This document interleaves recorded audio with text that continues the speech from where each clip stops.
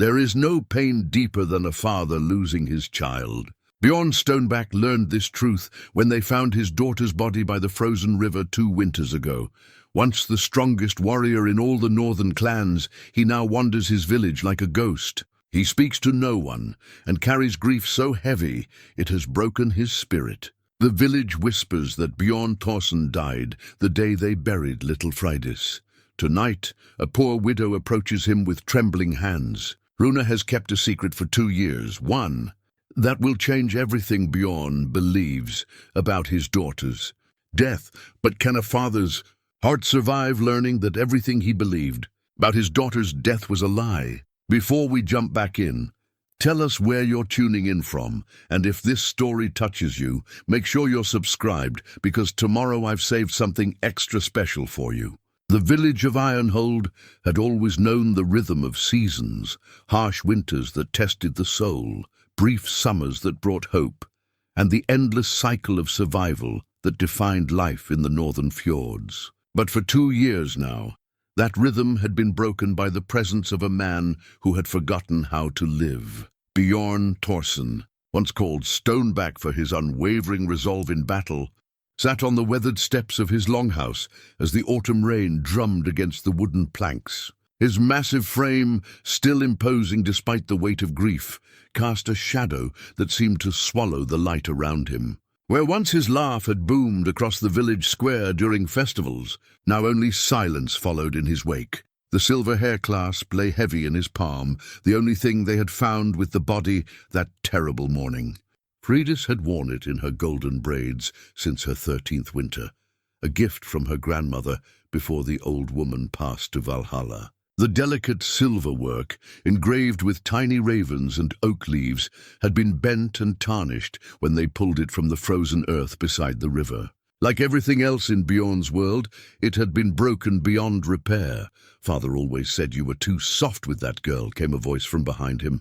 Bjorn didn't turn to acknowledge his brother Eric, who approached with the careful steps of a man walking on thin ice. Eric Thorsson was smaller in stature but sharper in wit. His red beard neatly braided, and his clothes well-maintained, everything Bjorn had ceased to care about. "She needed no hardening," Bjorn replied, his voice rough from disuse. "The world provided enough of that." Eric settled beside his brother, noting how the once proud warrior's shoulders had begun to curve inward, as if protecting some invisible wound. "The clan elders met again yesterday. They're concerned about the spring raids. Without your leadership, find another leader." Bjorn's words carried the finality of a closing grave. "There is no other leader, brother. Not like you." Eric's voice carried genuine frustration. "Bjorn Stoneback led us to victory against the southern clans for 15 seasons. Your strategies, your strength. Bjorn Stoneback died with his daughter." The giant man stood abruptly, the hair clasp disappearing into his leather pouch. "Find yourself a living man for your wars." The sound of approaching footsteps made both brothers turn. Through the rain came a figure so small and bent that she seemed more shadow than person. Runa, Eric's daughter, had always been slight, but widowhood and poverty had whittled her down to little more than bones and determination. Her worn cloak hung like a burial shroud, and her feet were wrapped in leather scraps that had seen too many winters. She stopped at the base of the steps, her pale eyes fixed on Bjorn with an intensity that made him uncomfortable. For 2 years, the village had treated him with careful distance, offering silent respect for his grief. But this woman looked at him as if she saw something different, something that made her tremble, not with fear, but with purpose. "Bjorn Thorsson," she said, her voice barely audible above the rain. "I must speak with you." Eric instinctively moved closer to his brother. Runa's son, Magnus, had been found drowned in the same river where Freydis died, just 3 days after the girl's burial. Some whispered that grief had driven the young man to take his own life. Others suggested darker possibilities. Either way, the woman had every reason to hate the world, and the Thorsson family in particular. "Speak your peace, woman," Bjorn said. Though his tone held no warmth, Runa's hands shook as she reached into her cloak. What she withdrew made both men tense. A small wooden box, carved with intricate knotwork that caught what little light filtered through the storm clouds. "This belonged to my Magnus," she said, holding the box as if it contained her son's heart. "I found it among his things after we put him to rest. I thought to keep it to hold something of him close. But I opened it 3 days ago, and what I found—" Her voice cracked like ice under pressure. "What is this to me?" Bjorn asked, though something in the woman's manner had caught his attention. "Everything," Runa whispered. "It changes everything." She opened the box with reverent care. Inside, nestled in faded cloth, lay a single golden braid, thick, lustrous, and unmistakably beautiful. But it was what rested beside the braid that made Bjorn's breath catch in his throat. Another silver hair clasp, identical to the one in his pouch, gleamed in the dim light. "Magnus was in love with your daughter," Runa said, her words coming in a rush now, as if she feared losing courage. "He had been for 2 winters, since they were children playing by the harbor. But she was Bjorn Stoneback's daughter, and he was just a fisherman's son. He never dared speak to her of it." Eric stepped forward, his hand moving instinctively toward his blade. "If your boy touched my niece—" "No." Runa's voice carried surprising strength. "He never touched her, but he watched her. He followed her sometimes, at a distance, protecting her when she walked alone. He said she was like watching summer itself move through the village." Bjorn found his voice, though it came out as barely more than a growl. "Why are you telling me this?" "Because on the night she died," Runa took a shuddering breath, "Magnus saw her by the harbor. But she wasn't alone, and she wasn't dead." The silence that followed her words seemed to stretch like the space between lightning and thunder. Bjorn felt the world tilt beneath his feet, as if the very ground had betrayed him. "You're mad with grief," Eric said. But his voice lacked conviction. "My son kept a journal," Runa continued, her eyes never leaving Bjorn's face, "hidden in this box with her braid. He wrote down everything he saw that night. Everything." She reached into the box again and withdrew a small leather-bound book, its pages yellowed and worn from nervous handling. "Would you like me to read his words, Bjorn Thorsson? Would you like to know what really happened to your daughter?" Bjorn's massive hands began to shake. For 2 years, he had built his grief into a fortress around his heart. He had made peace with Freydis' death, had accepted the cruel reality that his bright, laughing daughter was gone forever. The thought that this foundation might be built on lies, it was too much and not enough all at once. "She's been buried," he said weakly. "We put her to rest with honor." "You buried someone," Runa agreed. "But not Freydis." The rain continued to fall, washing over the 3 figures like tears from the gods themselves. In the distance, the village carried on its evening routines, smoke rising from cooking fires. Children called in from play, the eternal rhythms of life that had seemed so foreign to Bjorn for so long. "Read it," he whispered. Runa opened the journal with trembling fingers. The pages were covered in Magnus's careful script, the writing of a young man who had been taught letters by the village priest. She found the entry she sought and began to read in a voice that grew stronger with each word. "The 15th night of harvest month, in the 2nd year of Bjorn Stoneback's leadership.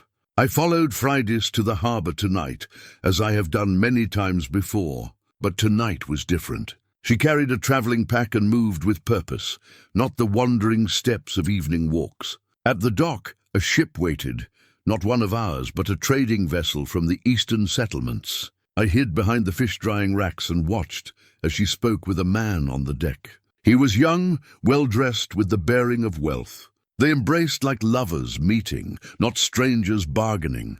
Bjorn's legs gave way beneath him, and he sank to his knees on the wet stone steps. Eric moved to support him, but the giant warrior was beyond physical comfort. "Continue," Bjorn managed. She handed him the traveling pack and turned back toward the village. But then she stopped and looked directly at my hiding place. I thought I was discovered, but she called out softly, "I know you're there, Magnus. Come out."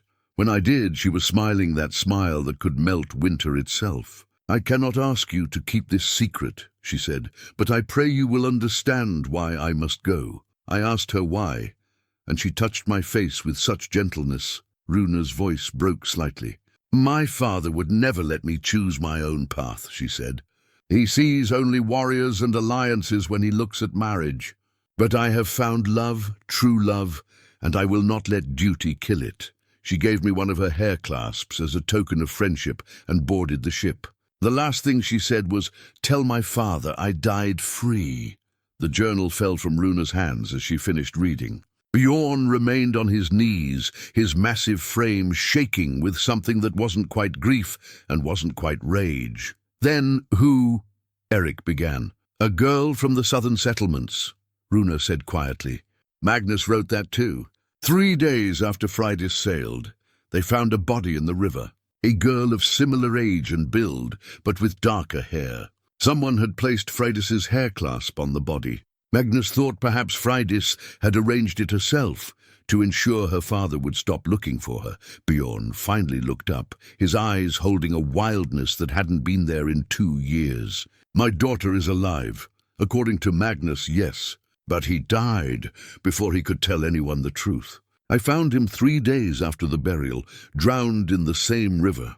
Whether by his own hand or—" Runa left the sentence unfinished. The implications hung in the air like storm clouds. If Magnus had known the truth about Freydis's escape, others might have known as well. Someone who wanted that truth buried with him. Bjorn stood slowly, his movements carrying the careful control of a man restraining vast forces. When he spoke, his voice carried the first hint of life it had held in 2 years. "Where did the ship sail?" "East," Runa replied. "Toward the trading settlements beyond the great mountains." "But Bjorn," she caught his arm as he turned to go. "That was 2 years ago. She could be anywhere now. And if someone killed my Magnus to keep this secret, they won't hesitate to kill again." For the first time in 24 months, Bjorn Thorsson smiled. It was not a pleasant expression. Let them try. The news of Bjorn's sudden resurrection spread through Ironhold like wildfire through dry timber. By dawn, half the village had gathered in the great hall to witness what many believed impossible.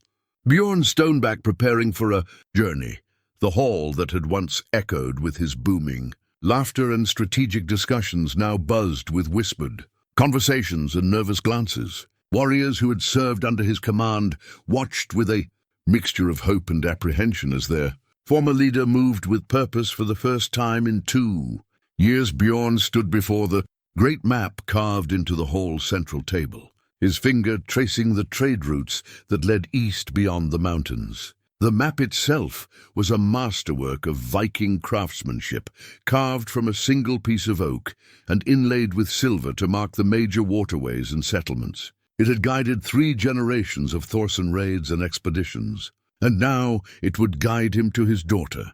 "The eastern settlements are vast," Eric said, positioning himself across the table from his brother. "She could be anywhere from the Rus territories to the Byzantine markets. This isn't a raid where we know our target. This is searching for a single grain of wheat in a storehouse. Then I'll search every storehouse." Bjorn's voice carried the weight of absolute conviction. "I'll turn over every stone, question every trader, follow every lead until I find her. And if she doesn't want to be found?"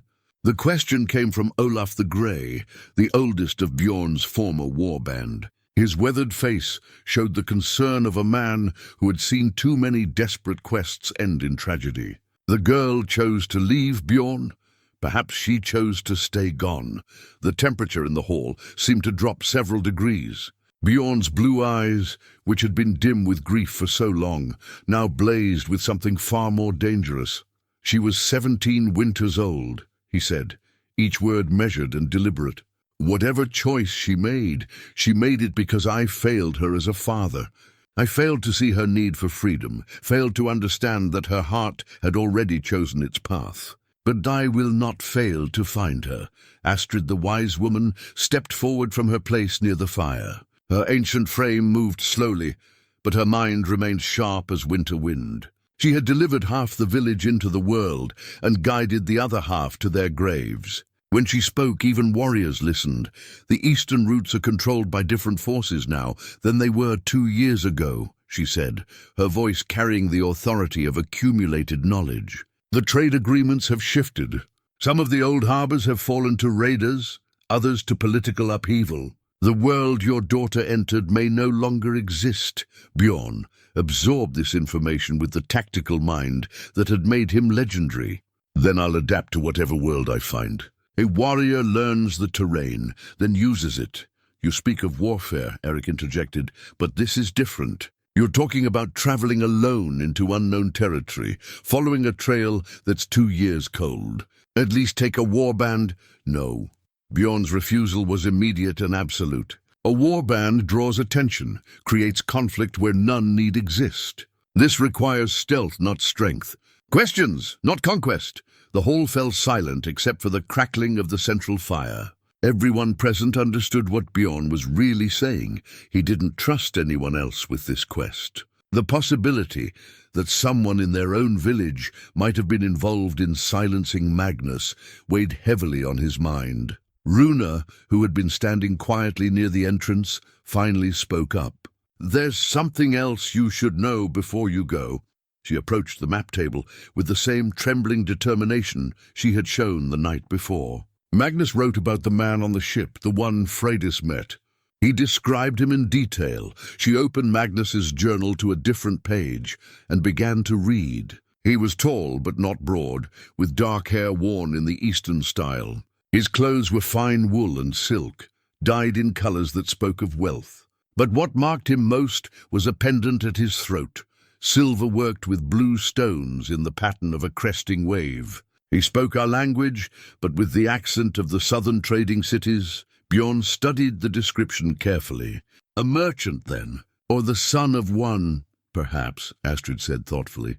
But that pendant description, silver and blue stones in a wave pattern, that's the mark of the Sea Traders Guild in Novgorod. They control much of the eastern trade. If your daughter went with one of their members, she would be well protected, but also well hidden. They guard their secrets as closely as their profits. This information both encouraged and frustrated Bjorn.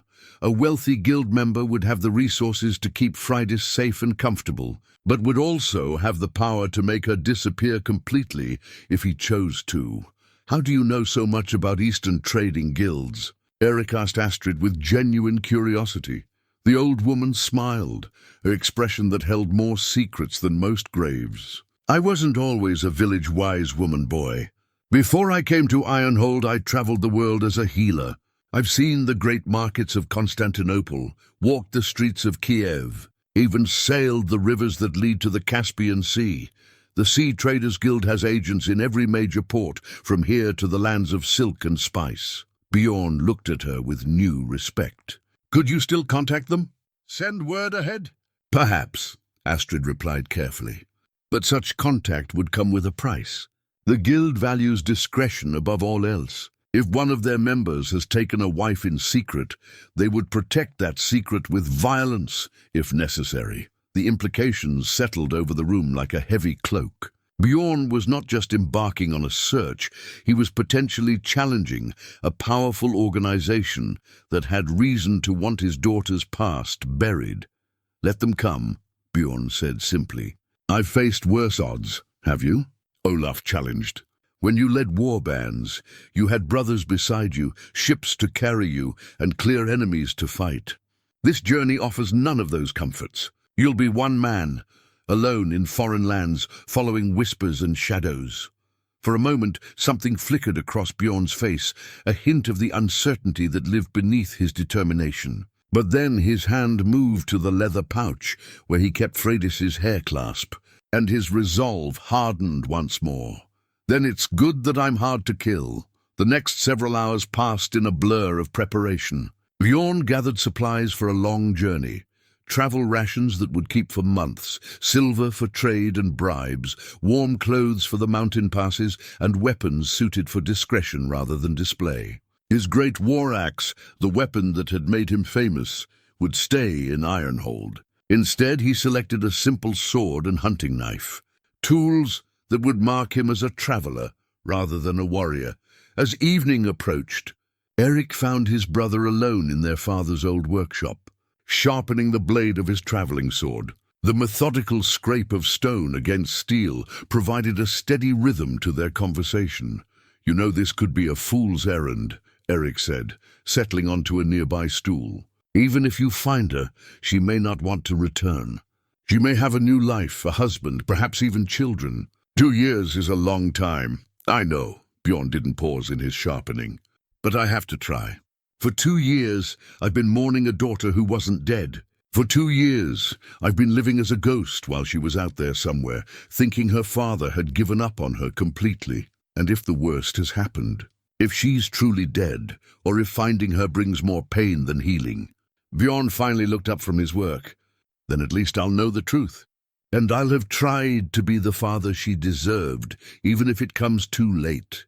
The workshop fell quiet, except for the distant sounds of the village settling into evening routines. Finally, Eric spoke again, his voice heavy with emotion he rarely allowed himself to show. I should come with you. No, Bjorn replied, but his tone was gentler than before. Ironhold needs a leader while I'm gone. The clan needs someone they trust to guide them through the winter and prepare for spring. You're the only one who can do that. Eric wanted to argue, but he understood the wisdom in his brother's words. With Bjorn gone, the village would need strong leadership to survive both the harsh season ahead and the potential threats that might follow in the wake of this revelation. As night fell over Ironhold, Bjorn made his final preparations. Tomorrow, he would begin a journey that might last months or even years. He would follow a trail grown cold through lands he had never seen, seeking a daughter who might not want to be found.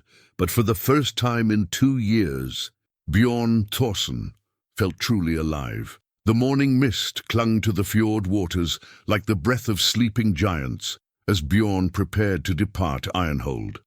He stood at the harbour where his journey would begin, the same dock where Magnus had watched Freydis board that mysterious ship 2 years ago. The irony wasn't lost on him. He was following in the footsteps of both his daughter and the young man who had died keeping her secret. His travelling pack was modest by warrior standards, but carefully chosen. Inside, wrapped in oiled leather, lay his most precious possession, a wooden comb carved with intricate runes that he had made for Freydis when she turned 15. She had left it behind in her room, and he had kept it close through the dark months of his grief. Now it would travel with him, as both talisman and proof of their bond. The morning tide serves you well, said Captain Thorvald, an old friend whose trading vessel would carry Bjorn on the first leg of his journey. Thorvald's weathered face showed the concern of a man who had seen many desperate ventures end in tragedy. But are you certain about traveling alone?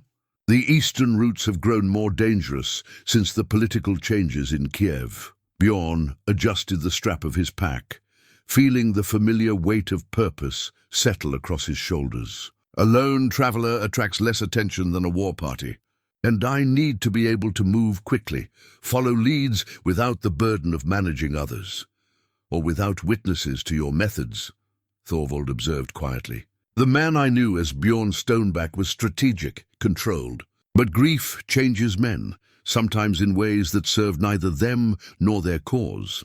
The comment gave Bjorn pause. He had been so focused on the goal of finding Freydis that he hadn't fully considered what kind of man this quest might make him. For 2 years he had been frozen in sorrow. Now, awakened to purpose, he felt the stirring of emotions that had been dormant, not just love and hope, but anger and the potential for violence.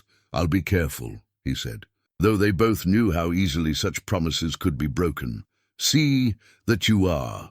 The guild traders you'll encounter aren't village merchants. They have resources, connections, and little patience for disruption to their business. If your daughter is under their protection, willingly or otherwise, approaching carelessly could endanger her more than help her.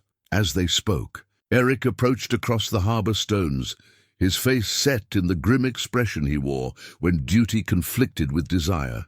In his hands, he carried a sealed letter and a small leather pouch that clinked softly with the sound of silver. From Astrid, he explained, handing over the letter. Contacts and safe houses along the eastern routes. She says to use them sparingly and trust them carefully. Loyalty in foreign lands often goes to the highest bidder. The pouch contained more silver than Bjorn had expected, along with several small gems that would be easier to conceal and transport. The clan council contributed, Eric explained before his brother could protest. They may question your methods, but they honor your service. And they understand that a successful quest serves the village's reputation as well as your own peace. Bjorn was touched by this unexpected support, though he wondered how much of it stemmed from genuine care versus the hope that his departure might bring stability back to Ironhold. For 2 years, his grief had been a weight on the entire community. "There's one more thing," Eric said, his voice dropping to a more private tone. "I've been asking subtle questions around the village about the night Freydis disappeared. Nothing direct, just casual conversation about where people were, what they remembered. And most accounts match what we always believed. A quiet evening, nothing unusual until the body was found 3 days later. But Gunnar the blacksmith mentioned something odd. He said he was working late that night, repairing tools by lamplight, when he saw someone walking toward the harbor around midnight. Someone carrying what looked like a bundle. Bjorn felt his pulse quicken. Did he see who it was? The figure wore a hooded cloak, and Gunnar didn't think much of it at the time. Late-night fishing isn't uncommon, but he remembered the walk, said it was too purposeful for fishing, too careful for casual travel. Someone helping to stage the scene, Bjorn concluded. Someone who knew Freydis had left and wanted to ensure her father would stop looking for her. That's my thinking as well. But brother, Eric's voice carried a warning. If someone in our village was involved in this deception, and if they killed Magnus to protect that secret, then your sudden departure might make them nervous. They may try to ensure you never return with inconvenient truths. The implications were sobering. Bjorn had been thinking of external threats, hostile traders, dangerous routes, foreign politics. But the greatest danger might be following him from home. All the more reason to move quickly and quietly, he said. The longer I stay in any one place, the easier I am to find. Captain Thorvald called out that the tide was ready and the crew prepared to depart. Bjorn embraced his brother, a gesture that felt both familiar and strange after months of emotional distance. "Take care of Ironhold," Bjorn said, "and watch for anyone who seems too interested in my progress." "Take care of yourself," Eric replied. "And remember, finding Freydis is only half the victory. You'll still need to convince her to trust you with whatever life she's built." As the trading vessel pulled away from the harbor, Bjorn stood at the stern, watching Ironhold shrink into the morning mist. The village that had been his entire world for 43 winters now looked small and fragile from the water. He wondered if he would ever see it again, and what kind of man he might be if he did return. The first day's sailing was smooth, following familiar coastal routes that Bjorn had traveled many times for raids and trade. But as they moved further east, the landscape began to change. The rugged fjords of home gave way to broader waters and different kinds of settlements, trading posts rather than warrior strongholds, merchants' halls instead of clan meeting places. That evening, as they anchored in a sheltered bay, Thorvald shared what he knew about the routes ahead. "Tomorrow we reach the last port where I can guarantee safe passage," he explained over a simple meal of dried fish and hard bread. "Beyond that, you'll need to find other transportation. Riverboats mostly, and pack caravans through the mountain passes. What about the Sea Traders Guild? How much influence do they have in these regions?" "More than kings in some places," Thorvald admitted. "They control the flow of goods, which means they control the flow of information. If your daughter is traveling under their protection, that's both good and bad news. Good because they keep their people safe and comfortable. Bad because they don't appreciate outsiders asking questions about their business." Bjorn studied the carved wooden comb in his hands, running his thumb over the intricate runes he had shaped so carefully years ago. Each symbol told part of a story: protection, love, the bond between father and daughter. He had carved it believing he was creating something that would last forever, a symbol of their connection that neither time nor distance could break. Now he wondered if Freydis even remembered the stories he had told her about each rune. the patient hours they had spent together as he taught her to read the old symbols. 2 years was a long time in a young person's life. She might have built an entirely new identity, complete with new loyalties and new loves, but he had to try. For her sake, for his own, and for the truth that deserved to see daylight after too long in shadow. 3 days into his journey, Bjorn faced his first real test of how much the world had changed since his last travels.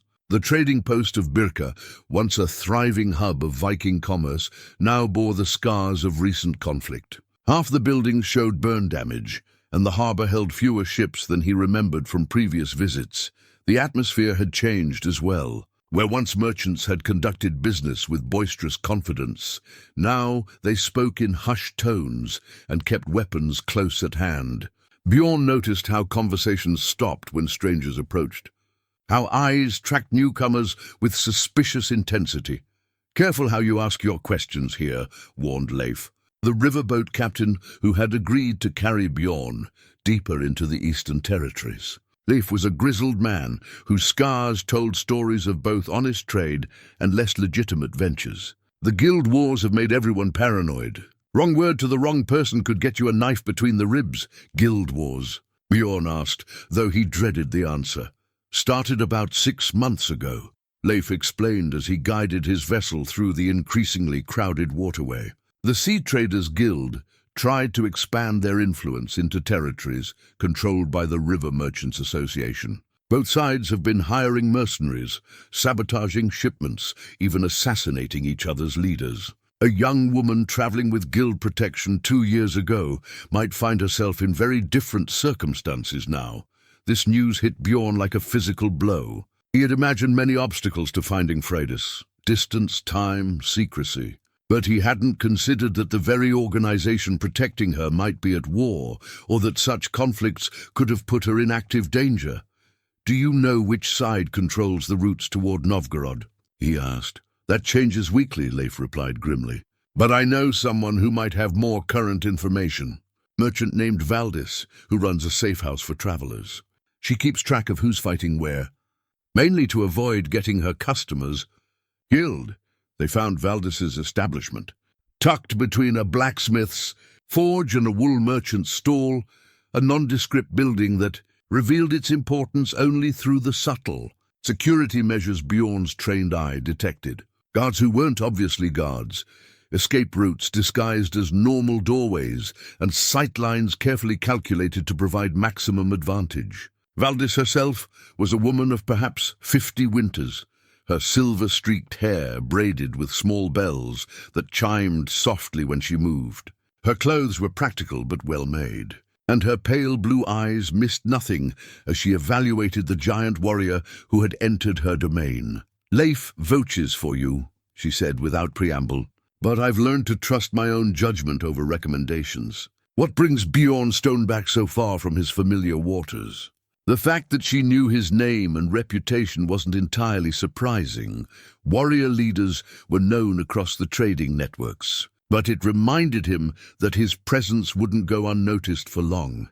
"I'm searching for someone," he said carefully.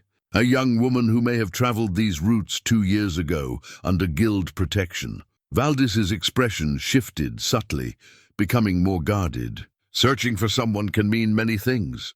Father looking for a runaway daughter? Husband hunting an unfaithful wife? Warrior seeking revenge for some perceived wrong? Father looking for a daughter he thought was dead," Bjorn replied honestly. "I recently learned she may have faked her death to escape an arranged marriage." Ah, Valdis's tone suggested this was a story she had heard before. "And you've only just decided to look for her? After 2 years? I only learned the truth 3 days ago." Valdis studied him for a long moment, then reached beneath her counter and withdrew a leather-bound ledger. The book was thick with years of entries, and Bjorn realized it probably contained information about thousands of travelers who had passed through the eastern routes. "I keep records," she explained, opening the ledger to a section marked with colored ribbons. "Not names. Names can be changed too easily. But descriptions, traveling companions, distinctive features, payment methods. If your daughter passed through here under guild protection, there should be some trace. She turned pages with practiced efficiency, her finger running down columns of careful script. 2 years ago, that would put us in the midst of the Great Expansion period. The Sea Traders Guild was moving aggressively into new territories, offering protection to anyone willing to pay their fees. Many young people used their services to escape family obligations. "Here," she said suddenly, her finger stopping on a particular entry. "Late harvest season 2 years past. Young woman, golden hair, traveling with established guild trader. Paid premium rates for discretionary passage, meaning they wanted to avoid certain ports and travel routes." Bjorn's heart pounded as he leaned closer to read the entry. The description matched Freydis perfectly, down to the detail about her laugh being noted as musical and frequent, suggests genuine happiness rather than forced compliance. "The trader she was with," he asked. "Any details about him?" "Eric Silvertunge, one of the guild's most successful Eastern route specialists, known for discretionary clients and high-value cargo, also known for treating his passengers well, particularly young women fleeing family pressure." Valdis paused meaningfully. "His protection isn't just professional. He's been known to marry clients who capture his interest." The implications of this statement hit Bjorn with the force of a war hammer. If Freydis had indeed married this Eric Silvertunge, then his quest wasn't just about finding her. It was about potentially disrupting a life she had chosen to build. "Where would I find this Eric Silvertunge?" he asked.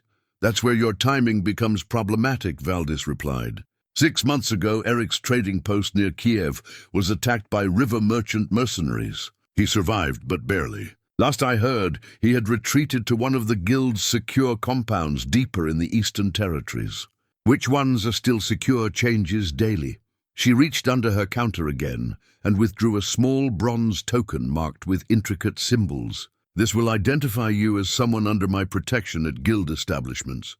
It won't guarantee safety, but it might buy you enough time to ask questions before someone decides to silence you permanently." Bjorn accepted the token gratefully, tucking it into his leather pouch alongside Freydis's hair clasp and the wooden comb. These small objects were becoming his lifeline, tangible connections to the daughter he was trying to find and the allies he hoped to trust. "One more thing," Valdis said as he prepared to leave. "If your daughter did marry Eric Silvertunge, and if they're hiding in a secure compound, approaching directly would be suicide. The guild protects its own with lethal efficiency. You'll need to be invited in, not force your way. How does one earn such an invitation?" "By proving your value exceeds your threat," she replied. "The guild respects strength, but they worship profit. Find a way to make them money, and they'll listen to your requests. Try to take by force what they're protecting, and you'll join the bodies floating in the river." As Bjorn left Valdis's establishment, his mind churned with this new information. Finding Freydis was proving more complicated than he had imagined, but at least now he had a name and a general direction. Eric Silvertunge, the man who might be his son-in-law, hiding somewhere in the dangerous territories ahead. The deeper Bjorn traveled into the eastern territories, the more he understood why his daughter's trail had gone cold. The landscape itself seemed designed to swallow secrets, endless forests that could hide armies, river systems that branched like veins through hostile terrain, and settlements that appeared and disappeared based on the shifting fortunes of trade wars. It had been 2 weeks since his encounter with Valdis, and Bjorn now found himself in a region where his reputation as a warrior meant less than his ability to navigate the complex web of guild politics. The bronze protection token had indeed opened doors, but it had also marked him as someone with connections, making him both valuable and dangerous to the various factions vying for control. His current guide was a young man named Dmitri, a former guild apprentice who had fallen out of favor during the recent conflicts. Dmitri possessed the invaluable combination of insider knowledge and desperate need for silver that made him willing to take risks others wouldn't consider. "The compound you seek lies 3 days ahead," Dmitri explained as they shared a meager meal beside their campfire. But approaching it requires more than courage. It requires invitation. The guild has made it nearly impossible to reach without their explicit permission. Bjorn studied the hand-drawn map Dmitri had sketched in the dirt beside the fire. The guild compound was situated on an island in the middle of a lake, accessible only by boats that were carefully monitored and controlled. Guard towers provided sightlines across the water, and the surrounding forest was said to be patrolled by mercenaries with orders to kill unauthorized visitors. "You said Eric Silvertunge is definitely there?" Bjorn asked. "As of 3 weeks ago, yes," Dmitri confirmed. He arrived with a small household, including what the guards described as a beautiful young woman with golden hair. They've been granted sanctuary while the guild leaders decide how to respond to the attacks on his operations. The description sent both hope and dread through Bjorn's chest. After weeks of following cold trails and second-hand information, he might finally be close to finding Freydis. But the circumstances were more dangerous than he had imagined. What would it take to get an invitation to this compound? He asked. Dmitri's smile held little humor. "You would need to offer something the guild wants more than they fear the disruption your presence might cause. Money, information, services, or better yet, a solution to their current problems." "What problems?" "Beyond the obvious war with the river merchants. They've been losing key trade routes. Their leadership is fractured by internal politics, and they're struggling to protect valuable assets like Eric and his household. If you could demonstrate a way to address any of those issues." Dmitri's explanation was interrupted by the sound of approaching horses. Both men tensed, hands moving instinctively toward weapons as riders emerged from the forest darkness. 3 figures on horseback, heavily armed and wearing the distinctive blue cloaks that marked guild enforcement agents. Bjorn Thorsson called the leader, a woman whose voice carried the authority of someone accustomed to instant obedience. "Also known as Bjorn Stoneback. You're a long way from home." Bjorn rose slowly, his hands visible but ready. "I'm traveling under merchant protection," he said, indicating the bronze token at his belt. "My business is my own. Your business becomes our business when it involves asking questions about guild members," the woman replied, dismounting with fluid grace. She was younger than Bjorn had expected, perhaps 30 winters, but her eyes held the hardness of someone who had survived in a dangerous profession. "I'm Commander Inga. We need to talk." Dmitri had gone very still, recognizing that their situation had just become much more precarious. Guild enforcement agents didn't make social calls, and their appearance suggested that Bjorn's inquiries had attracted exactly the kind of attention he had hoped to avoid. "What do you want to discuss?" Bjorn asked. "Your daughter," Inga replied bluntly, "and why finding her might get both of you killed." The directness of her statement caught Bjorn off guard. He had expected denial, misdirection, or threats, not this apparent willingness to discuss Freydis openly. "You know about her?" "We know about everyone under guild protection," Inga said, "including why they need that protection and from whom. Your daughter didn't just flee an arranged marriage. She fled from people who would kill her if they discovered she was still alive." This revelation hit Bjorn like a physical blow. In all his planning and searching, he had never considered that Freydis might be hiding from threats beyond his own authority as her father. "Who?" he demanded. "Sit down," Inga commanded, and something in her tone made even Bjorn Stoneback comply. "This conversation requires context you don't possess." She produced a leather scroll from her saddlebags and unrolled it beside the fire. It contained what appeared to be a family tree, marked with symbols indicating alliances, marriages, and ominously deaths. 2 years ago, your village was approached by representatives of the Grimwald clan, she began. They proposed a marriage alliance between their eldest son Ragnar and your daughter.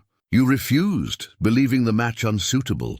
The boy was known for cruelty, Bjorn confirmed. "I wouldn't subject any daughter of mine to such a union." "Your refusal created a problem for the Grimwalds," Inga continued. "They had already promised their allies that the marriage would secure certain territorial agreements. When you rejected their proposal, they faced the choice of looking weak or finding another solution." She pointed to several marks on the family tree. They chose another solution. If your daughter died tragically, they could claim grief prevented any alliance while secretly arranging marriages elsewhere. But if she simply disappeared, questions would eventually arise. The implications were staggering. They planned to kill her? They planned to stage her death in a way that would appear accidental while actually murdering her, Inga confirmed. But someone warned her in time. She fled. They found another girl's body to substitute, and everyone believed the tragic accident story. Someone warned her. Who? Someone who knew about the plot and had the connections to arrange her escape. Someone who contacted the guild and paid premium rates for immediate extraction and long-term protection. Bjorn's mind raced through the possibilities. Someone in Ironhold had known about the Grimwald plot and had orchestrated Freydis's escape. But that same someone had allowed him to believe his daughter was dead for 2 years.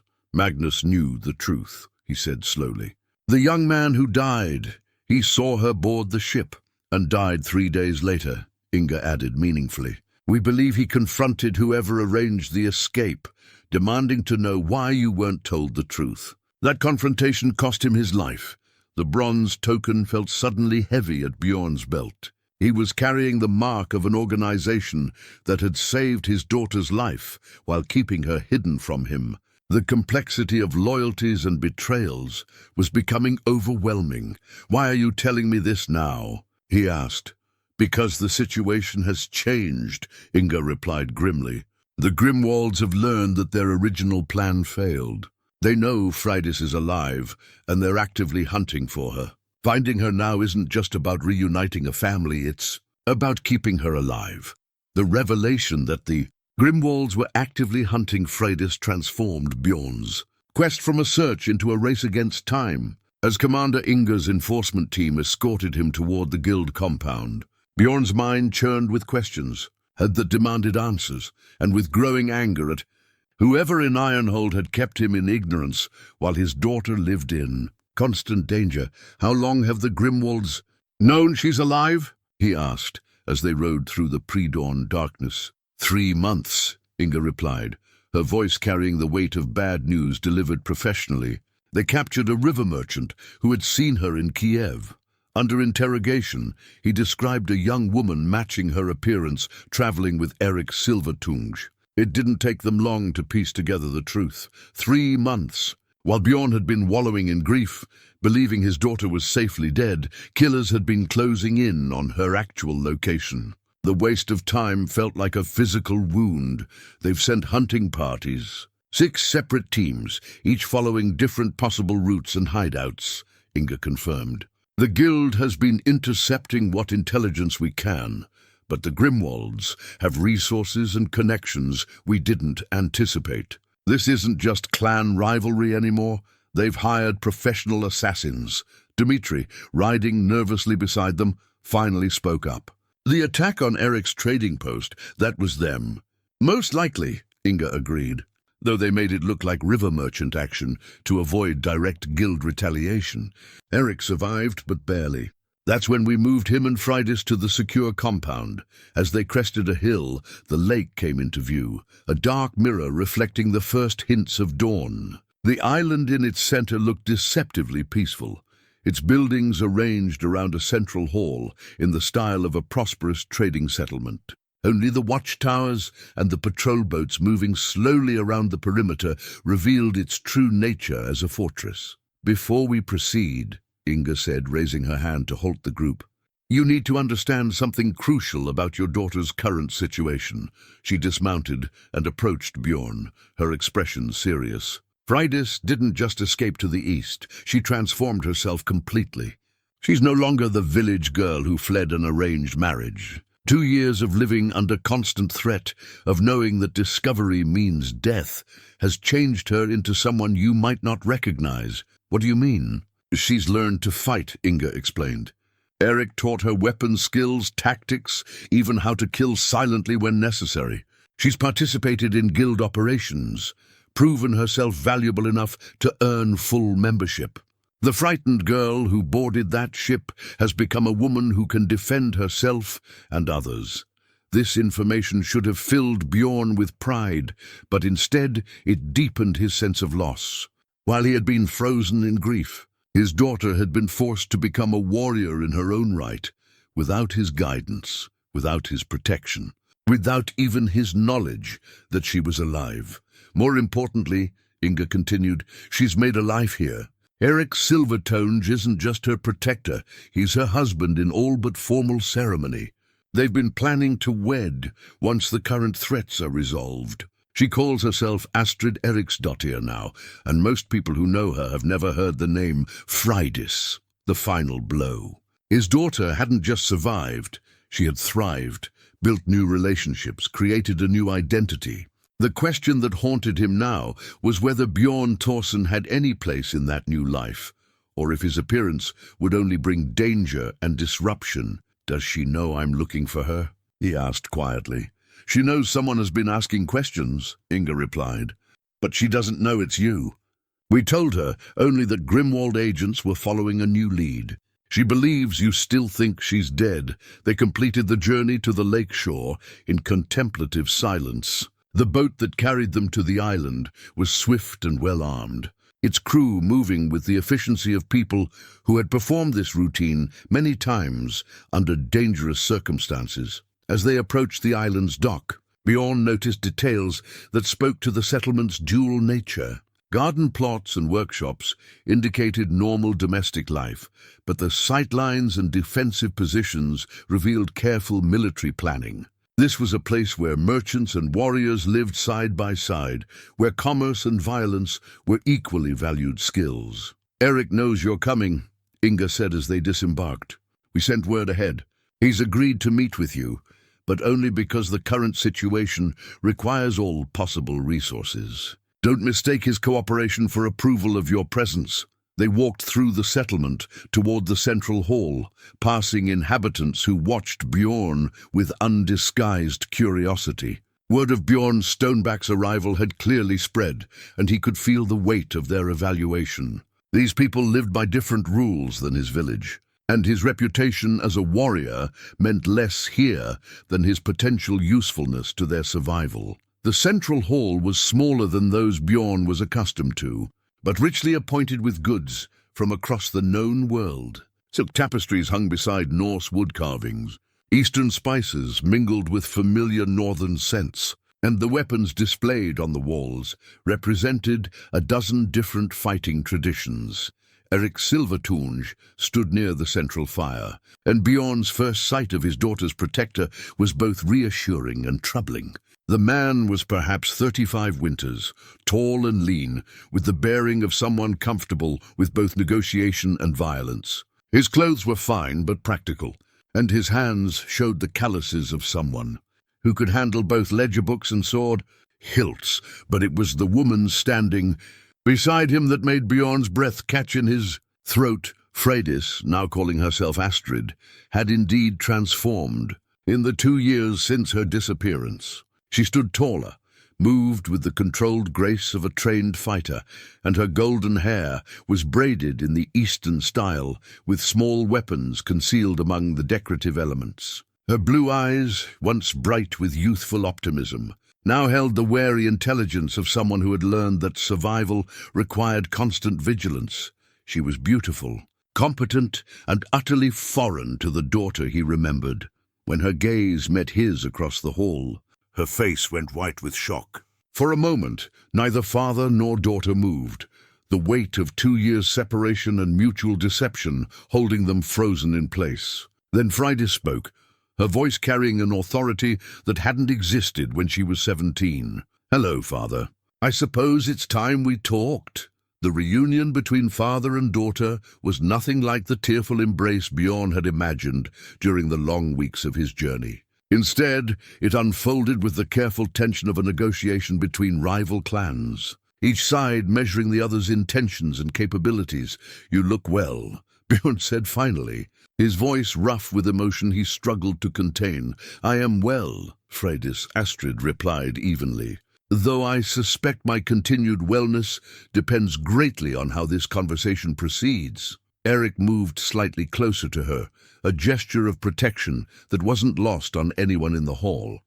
"Your father's arrival has complicated an already dangerous situation," he said to Freydis, though his words were clearly meant for Bjorn as well. "The Grimwalds have agents watching all known routes to this compound. His presence here may have revealed our location."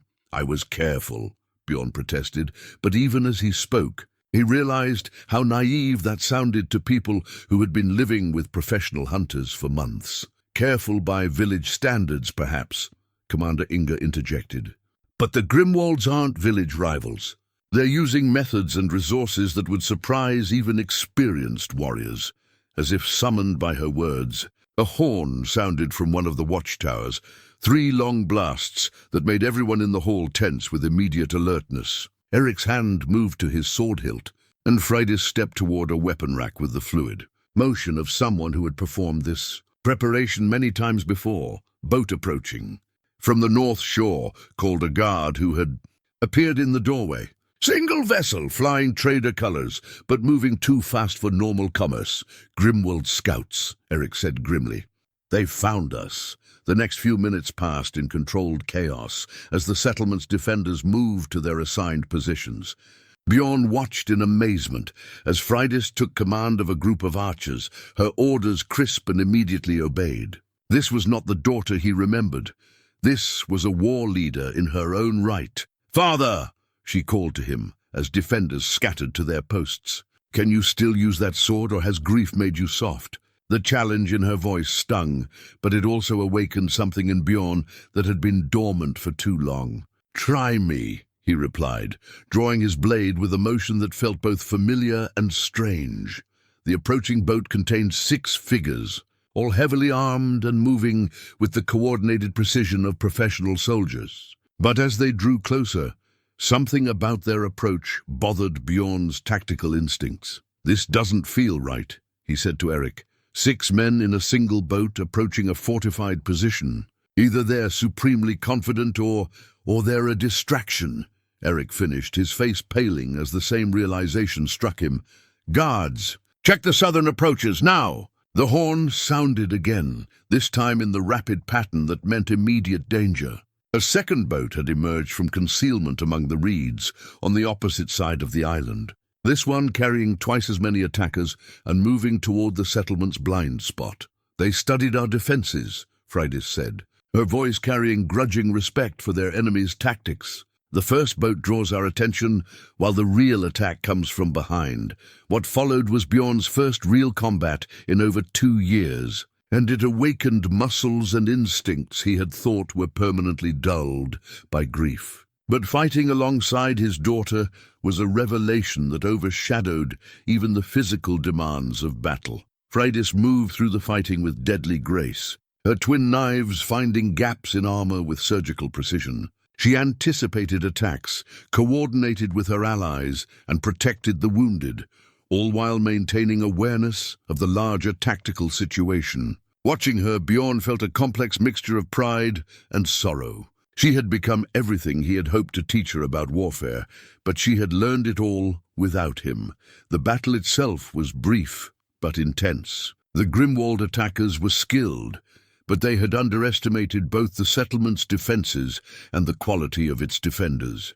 Within an hour, the threat was neutralized, but not before one of the attackers managed to deliver a message that changed everything. "Eric Silvertonge," the dying warrior gasped, as Freydis knelt beside him, checking for information that might reveal other threats. "Your wife, we know about your wife.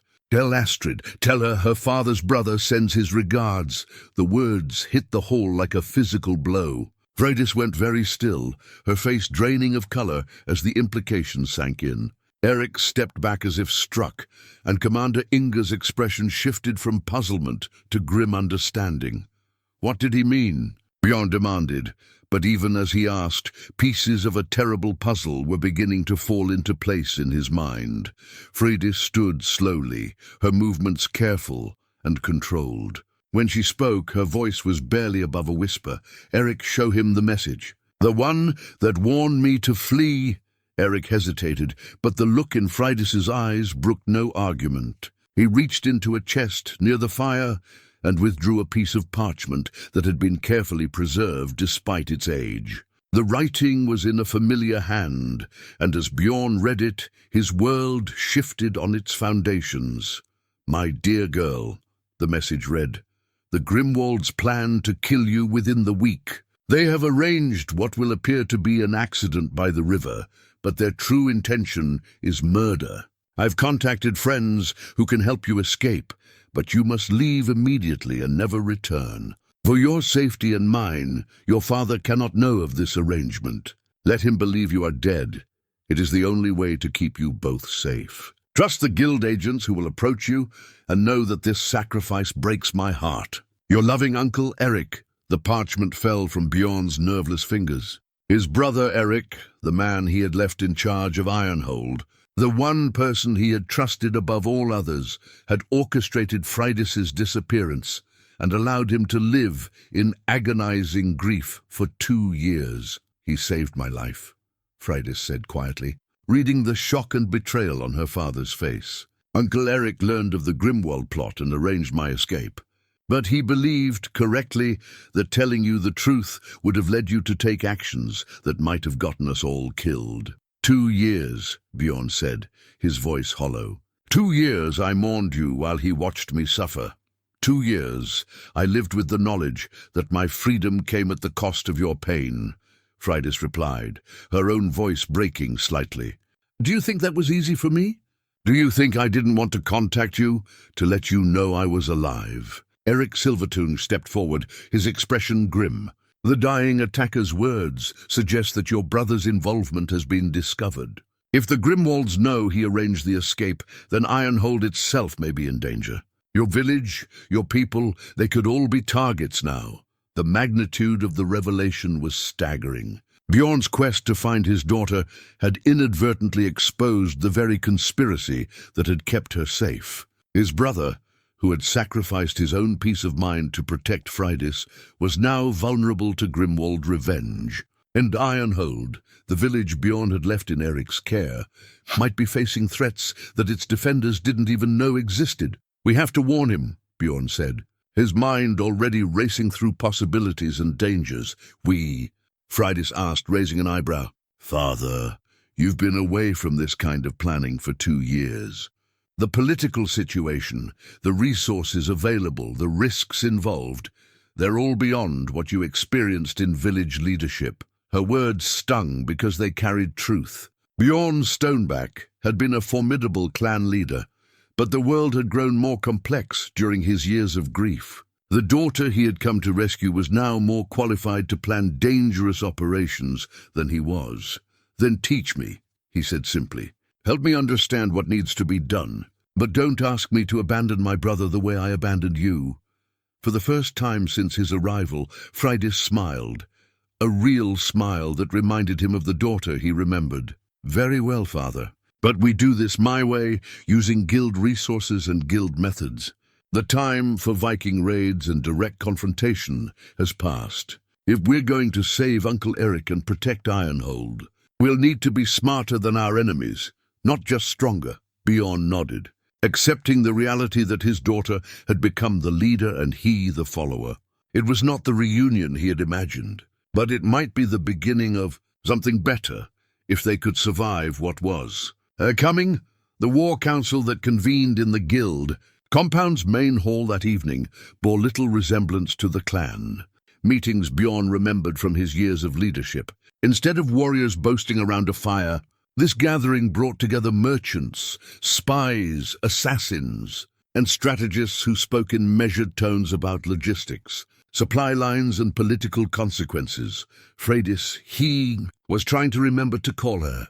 Astrid in public had taken her place at the table with the natural authority of someone who had earned respect through competence rather than birth. Watching her analyze maps and debate tactics with seasoned guild operatives, Bjorn felt the strange pride of a father whose child had surpassed his own achievements. "The situation in Ironhold is more complex than a simple rescue mission," Commander Inga explained, spreading detailed intelligence reports across the carved table. Our sources indicate that Grimwald forces are already positioning themselves around your village, but they're not planning a direct attack. What then? Bjorn asked, though he dreaded the answer. Siege, Eric Silvertongue replied grimly. They'll isolate the village, cut off trade routes and supply lines, then wait for winter to do their work. Come spring, they'll claim Ironhold fell to natural hardship, while secretly controlling who survives to tell the story. The strategy was brilliantly cruel in its simplicity. A direct assault on Ironhold would unite the other clans against Grimwald aggression, but a siege that appeared to be the result of harsh conditions would draw little outside attention. By the time anyone realized what was happening, it would be too late. How long do we have? Freydis asked, studying a calendar marked with weather predictions and supply estimates. 3 weeks, perhaps 4, before the siege becomes effective, Inga replied. But our real deadline is shorter than that.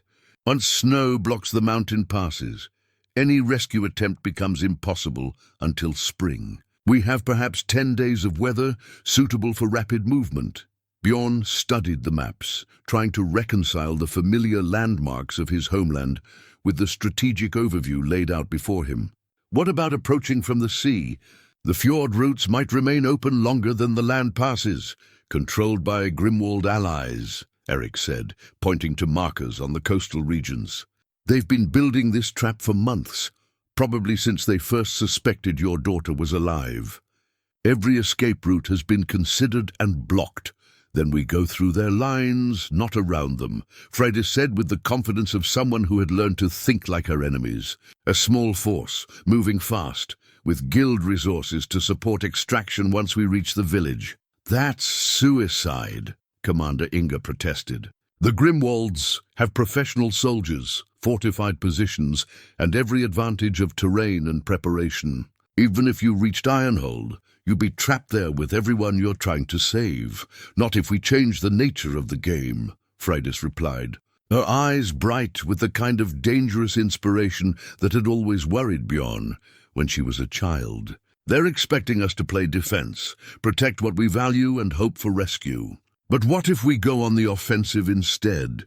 She stood and moved to a different map, one showing the broader political landscape of the northern territories. The Grimwalds can maintain this siege because they have secure bases, reliable supply lines, and the confidence that no one will challenge them directly. Remove any of those elements, and their entire strategy collapses. Eric Silvertongue leaned forward with obvious interest. What are you proposing? A 3-pronged attack, Freydis explained, her finger tracing routes on the map. First, we hit their main supply depot here. She pointed to a stronghold 2 days north of Ironhold.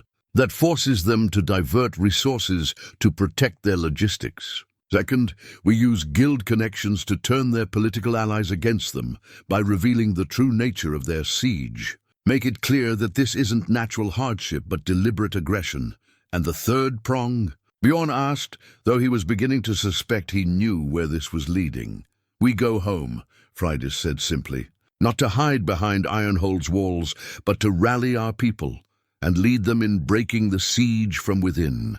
Show the Grimwalds that Bjorn Stoneback isn't just alive, he's returned stronger than ever. The audacity of the plan was breathtaking, but as Bjorn studied the details, he could see how it might work. The Grimwalds had positioned themselves to contain and control a desperate village, not to fight a coordinated campaign against guild resources and Viking fury. You're talking about declaring war, Commander Inga pointed out. Not just against the Grimwalds, but against their allies and supporters. The guild has managed to stay neutral in most clan conflicts. This would end that neutrality. The guild lost its neutrality the moment it accepted my protection, Freydis replied.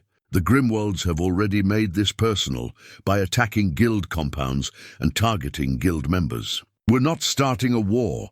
We're finishing one that was started for us. Eric Silvertongue had been quiet during this exchange, but now he spoke with the weight of someone making a difficult decision. The Guild Council will need to approve any major operation, but I believe I can convince them that eliminating the Grimwald threat serves our long-term interests. They've been disrupting trade routes and challenging guild authority for months, How long for approval? Freydis asked. 2 days if I handle the politics correctly. But Astrid, he used her guild name deliberately, this plan puts you at the center of the greatest danger. If you return to Ironhold, you become a target for every Grimwald assassin and ally.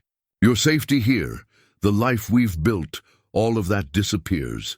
The personal dimension of the decision hung heavily in the air. Freydis had found love, security, and purpose in her new life. Returning to her father's world meant risking everything she had gained during her years of exile. My uncle saved my life by helping me escape, she said quietly. I won't abandon him to die for that choice. And my people, they're facing destruction because of decisions made to protect me. I can't hide from that responsibility. Bjorn felt a surge of pride mixed with terror. His daughter had become exactly the kind of leader he had hoped to raise. Brave, strategic, willing to sacrifice personal safety for the greater good. But that same strength meant she would insist on taking the most dangerous path forward. There's something else to consider, Inga added reluctantly. Your presence in Ironhold might actually increase the danger to your people. If the Grimwalds realize that both Bjorn Stoneback and his supposedly dead daughter are in the village, they might abandon the subtle siege strategy for a direct assault. Sometimes the most heroic choice isn't the wisest one. This possibility had been nagging at Bjorn's mind as well. His quest to save his daughter and brother might end up destroying everyone he cared about. The weight of potential consequences was almost paralyzing. Then we make sure they don't have time to change strategies, Freydis said with finality. We move fast, hit hard, and end this before they can adapt. The longer we delay, the more time they have to strengthen their position. The next several hours were spent in detailed planning. Maps were studied, supply lists created, weapons checked, and contingency plans developed. The guild's resources were impressive. They had contacts throughout the region, safe houses along multiple routes, and access to both conventional weapons and more exotic tools of warfare. As the night wore on, Bjorn found himself working beside his daughter in a way that reminded him of their old relationship, but with crucial differences. She deferred to his experience in matters of village defense and clan politics, but he followed her lead on everything involving guild operations and Eastern warfare. They were learning to be partners rather than parent and child. Father, she said quietly during a brief break in the planning, I need you to understand something before we proceed. If we do this, if we return to Ironhold and fight this war, I can't go back to being the girl who left 2 years ago. That person is gone forever. I know, Bjorn replied, though the words cost him something. And I can't go back to being the man who failed to see what was happening to his daughter. We'll have to discover who we can be together, not try to reclaim who we used to be. She smiled at that, and for a moment he saw an echo of the child she had been. I'd like that. But first, we have to survive what's coming. As dawn approached, the final details fell into place. The Guild Council would meet to approve the operation. Supply ships would be positioned along the coastal routes, and intelligence agents would begin spreading disinformation about Grimwald activities to turn their allies against them. In 3 days, Bjorn and Freydis would begin their journey home to a village under siege, carrying with them the Guild's resources and the desperate hope that love and courage could overcome superior numbers and entrenched positions.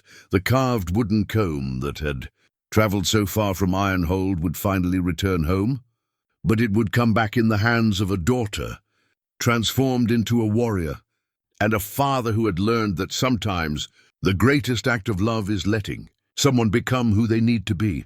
The journey back to Ironhold took them through landscapes that seemed to mirror the transformation both father and daughter had undergone. Familiar forests now held hidden dangers. Well-known paths required careful navigation around Grimwald positions, and the very air carried the tension of impending conflict. Freydis rode beside Bjorn with the easy confidence of someone who had learned to live constantly ready for violence. Her weapons were carefully chosen for the specific challenges ahead. Throwing knives for silent elimination of sentries, a curved eastern sword for close combat, and a bow that could kill at distances that would have impressed the finest hunters of Ironhold. The supply depot should be in sight soon, she said, consulting a small compass that had been crafted by guild artificers. The device was a marvel of Eastern engineering, its needle pointing steadily north despite the rough terrain they were crossing. Behind them rode 12 guild operatives, each selected for specific skills needed for the operation. They moved with the disciplined silence of professionals who understood that their lives depended on precision and coordination. The first part of their three-pronged strategy required hitting the Grimwald supply depot hard enough to force them to divert resources from the siege, but quietly enough to maintain the element of surprise for the larger operation. It was a delicate balance between effectiveness and stealth. "There," Bjorn said, pointing to smoke rising beyond a ridge. "Cook fires, probably a full garrison." They crested the hill carefully, keeping low to avoid being silhouetted against the sky. Below them spread a fortified camp that controlled the intersection of 3 major supply routes. Wagons, guards, supplies, everything the Grimwalds needed to maintain their siege of Ironhold was concentrated in this single location. 40 men, maybe 50, Freydis estimated, studying the layout with the tactical eye she had developed during her years with the guild. Too many for a direct assault, but the fortifications are designed to repel large forces, not infiltration by small teams. She pointed to weak spots in the perimeter, places where drainage ditches created blind spots, where the natural terrain provided concealment, where guards focused their attention on the main approaches rather than unexpected angles of attack. "We hit the supply wagons first," she continued, her voice carrying the calm authority of someone who had planned similar operations. "Create confusion and force them to choose between protecting their supplies or maintaining their defensive positions. While they're distracted, we eliminate key personnel and gather intelligence about their overall strategy." Bjorn watched his daughter analyze the enemy position and felt the strange mixture of pride and sorrow that had become familiar during their time together. She had become everything he could have hoped for in a war leader. But she had learned these skills in exile, fighting battles he knew nothing about. "The sentries change watch at sunset," observed Magnus, one of the guild operatives who had been studying the camp for several hours. "Standard rotation, which means there will be a brief period when some positions are unmanned." "That's our window," Freydis agreed. "Father, I want you to lead half the team against the supply wagons. Create as much noise and destruction as possible.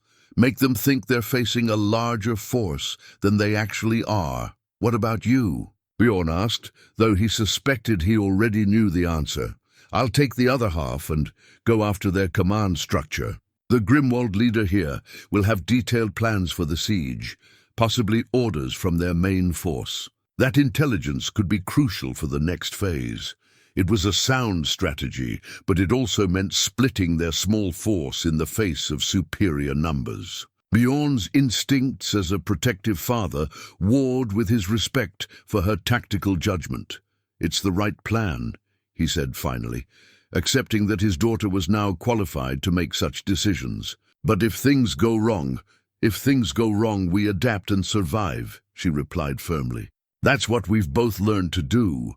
As evening approached, they moved into position. Bjorn found himself crouched beside men who had learned warfare in distant lands, carrying weapons forged in foreign smithies, following strategies that bore little resemblance to the straightforward clan conflicts of his youth. The sunset painted the sky in shades of red and gold that reminded him of the evening 2 years ago when Runa had first approached him with the truth about Freydis. How much had changed since that moment, not just in his understanding of his daughter's fate, but in his comprehension of the world itself. The signal came as the last light faded from the sky, the soft call of a night bird that meant the sentries had changed and the vulnerable moment had arrived. Bjorn led his team toward the supply wagons, moving through shadows with skills that came flooding back despite his years of inactivity. The first part of the attack went exactly as planned. Fire arrows found their targets among the stored grain and oil, creating chaos and drawing defenders away from their prepared positions. Shouts of alarm echoed through the camp as Grimwald warriors struggled to organize a response to threats coming from multiple directions. But as Bjorn fought his way through the confused melee toward the central supply area, he realized that something was wrong. The defenders were responding too quickly, too efficiently for men caught completely by surprise. The Grimwalds had been expecting them. The trap closed around them with the precision of a master hunter's snare. As Bjorn and his team fought through what they had believed was confusion, disciplined Grimwald reinforcements emerged from concealed positions. The enemy's response wasn't the panicked reaction of surprised defenders. It was the coordinated movement of warriors who had been waiting for exactly this attack. "Fall back," Bjorn roared. But even as he gave the order, he could see that retreat routes were being systematically cut off. The Grimwalds had prepared for their assault with terrifying thoroughness.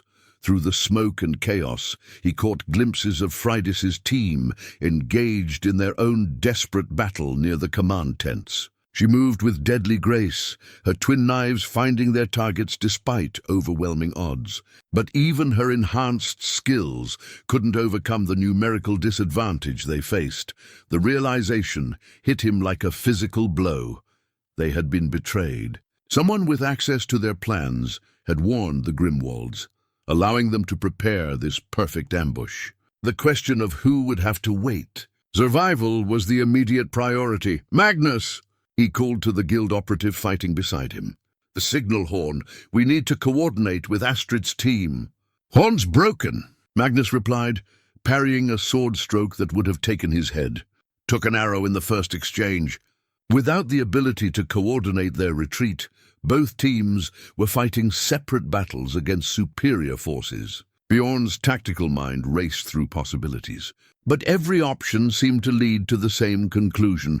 They were going to lose people tonight, possibly including his daughter. Then, cutting through the din of battle, came a sound that made every fighter in the camp pause, the deep, resonant note of a war horn that belonged to no Grimwald force.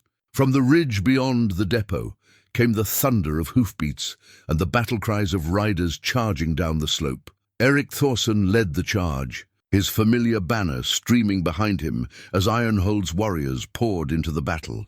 Behind him rode faces Bjorn recognized: Olaf the Grey, Astrid the Wise Woman mounted on a warhorse despite her age, and dozens of fighters who should have been defending their village against siege. "Brother," Eric called out as he cut through Grimwald lines to reach Bjorn's position. "Did you think I would let you face this alone?" "The village, the siege," Bjorn began, but Eric's grim smile stopped him. "There is no siege," Eric replied, his sword work efficient and deadly as he spoke. "There never was." The Grimwalds played a deeper game than any of us realized. The arrival of fresh fighters turned the tide of battle decisively. Grimwald forces, prepared for a small infiltration team, found themselves facing the full warband of Ironhold, led by both Thorsson brothers fighting side by side. The depot that had been a trap became a slaughter as the fighting died down. Bjorn found Freydis standing over the body of the Grimwald commander, a leather satchel in her hands that clearly contained the intelligence they had come seeking. Her face was grim with realization as she read the documents within. "Father," she called, her voice carrying a weight that made everyone nearby turn to listen. "You need to see this." The papers she had recovered told a story more complex and disturbing than any of them had imagined. The siege of Ironhold had been a fiction from the beginning, a story meant to draw Bjorn and Freydis out of hiding. The real Grimwald forces had been positioned not around Ironhold, but along the routes they would likely take to return home. "They knew we would come," Eric said, reading over Bjorn's shoulder. "Somehow, they anticipated not just that you would find Freydis, but that you would both return to help defend the village." "More than that," Freydis added, pointing to specific passages in the orders. "They knew about the guild alliance, the three-pronged strategy, even the timing of our attack on this depot." Someone with access to our most secret planning has been feeding them information. The implications were staggering. Their entire operation had been compromised from the beginning. If not for Eric's unexpected arrival with Ironhold's warriors, they would all be dead or captured. How did you know to come? Bjorn asked his brother. A message from an unexpected source, Eric replied, producing a small roll of parchment sealed with unfamiliar wax. Someone warned me that the siege was a deception and that you were walking into a trap. The message came with enough specific details to convince me it was genuine. Freydis examined the seal on the message, her face growing pale as she recognized the markings. This seal, it belongs to Commander Inga. The truth hit them all simultaneously. The guild enforcement agent who had guided Bjorn to his daughter, who had participated in planning their operation, who had access to every detail of their strategy. She had been working for the Grimwalds all along. She's been playing all sides, Eric concluded grimly. Probably for months, maybe years. The guild thinks she's protecting their interests. The Grimwalds think she's their agent. And we thought she was helping us, which means she knows we've discovered her betrayal, Freydis said, her tactical mind already jumping ahead to the next threat. She'll have contingency plans, escape routes, probably orders to eliminate any witnesses who could expose her. The wooden comb in Bjorn's pouch suddenly felt heavier as he realized how completely they had been manipulated. Their reunion, their planning, their attack, all of it had been orchestrated by someone playing a game far more complex than family loyalty or clan rivalry. What do we do now? Asked Olaf, voicing the question they were all thinking. Freydis looked at her father and uncle, her eyes holding the cold determination of someone who had learned that survival often required ruthless decisions. Now we hunt the hunter. The confrontation with Commander Inga came, not in the dramatic battlefield showdown that Bjorn might have expected in his younger years, but in the quiet pragmatism that had become his daughter's trademark. They found the guild enforcer at a safe house 3 days' ride from the supply depot, preparing to disappear into the vast network of traders and mercenaries that connected the eastern territories. She didn't run when they surrounded the building. Instead, she waited in the main room, seated calmly at a table with wine and cheese laid out as if she were expecting honored guests rather than the people she had betrayed. I wondered how long it would take you to piece it together, she said, as Bjorn, Freydis and Eric entered with weapons drawn, but not immediately threatening. Though I admit I didn't expect Eric to arrive with half of Ironhold's warriors. That was unexpected. Why? Freydis asked simply. The question encompassed everything. The betrayal, the manipulation, the months of careful deception that had nearly gotten them all killed. Inga poured wine into 3 additional cups with steady hands. Because the world is changing faster than any of us can control, and survival requires choosing the winning side before the battle is decided. The guild system that protected your new life is dying, killed by political changes we can't stop. The Grimwalds represent stability, order, the kind of structure that will survive the chaos ahead. Stability built on murder and deception, Eric said. All stability is built on violence, Inga replied without emotion. The difference is whether that violence serves a purpose beyond itself. The old ways, clan loyalty, family honor, individual heroism, they're beautiful ideals. But they can't compete against organized, systematic power. Bjorn studied the woman who had orchestrated so much suffering while seeming to offer help. You could have simply refused to aid us. Why the elaborate deception? Because I needed to know how much the guild leaders knew about Grimwald operations, how extensive their resources were, how they would respond to direct threats. Your quest provided the perfect opportunity to test their capabilities while eliminating potential future problems. She gestured toward Freydis with something that might have been admiration. Your daughter's transformation into a guild operative was genuinely impressive. Under different circumstances, I might have tried to recruit her properly. But she represents the kind of personal loyalty that can't be bought or controlled. Too dangerous for the new order. The new order, Freydis repeated. You speak as if it's inevitable. Because it is, Inga said simply. Look around you. The guild wars, the political upheavals, the breakdown of traditional alliances, these aren't random events. They're the birth pains of something larger and more organized than anything the North has seen before. The Grimwalds are just one part of it. Despite his anger, Bjorn found himself listening with the attention he had once given to strategic briefings. Understanding Inga's motivations might be crucial to protecting his family and village in the future. What happens now? He asked. Now you decide whether to kill me for personal satisfaction or let me go in exchange for information that might keep your people alive when the real changes begin, Inga replied. Because this was never really about your daughter or your village. This was about testing responses and gathering intelligence for conflicts that will make your current troubles seem like childhood games. The choice hung in the air between them. Bjorn could feel his daughter and brother waiting for his decision, understanding that this moment would define not just their immediate future, but how they chose to navigate the changing world, the information, he said finally. Inga smiled and reached into her traveling pack, withdrawing a detailed map marked with symbols and notations that clearly represented intelligence far beyond anything they had previously seen. The Grimwalds are planning to move against 3 more villages before winter, using the same deception tactics they tried with Ironhold. But they're also negotiating with southern kingdoms about establishing permanent trade monopolies that would effectively end the independence of all northern clans. She traced routes on the map that showed a systematic plan to control territory, resources, and people on a scale that dwarfed traditional clan rivalries. Your victory here tonight disrupted their timeline, but didn't stop their larger strategy. They'll adapt, find new methods, probably target you specifically for elimination as examples to others who might resist. Then we'll be ready for them, Freydis said with quiet confidence. Will you? Inga asked. Because they're not planning to fight you the way your ancestors fought each other. They're going to use economics, politics, systematic corruption of local leaders. They're going to make resistance seem pointless and collaboration seem profitable.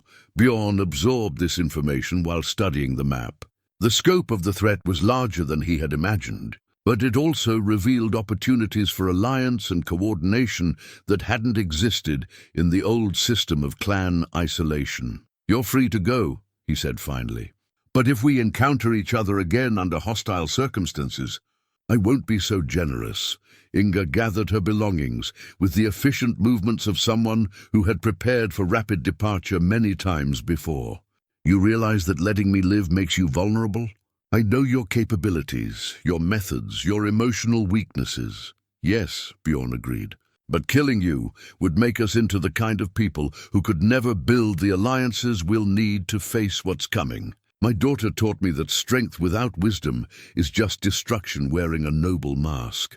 After Inga departed, the 3 of them sat around the table she had abandoned, studying the intelligence she had provided and beginning the long process of understanding how their world was changing. This isn't the ending I expected when I started looking for you, Bjorn said to Freydis. Endings rarely are, she replied, reaching across the table to touch the wooden comb he had placed there, the artifact that had traveled so far from home and back again. But maybe that's not what matters. Maybe what matters is that we found each other again, and we learned that we're stronger together than we ever were apart.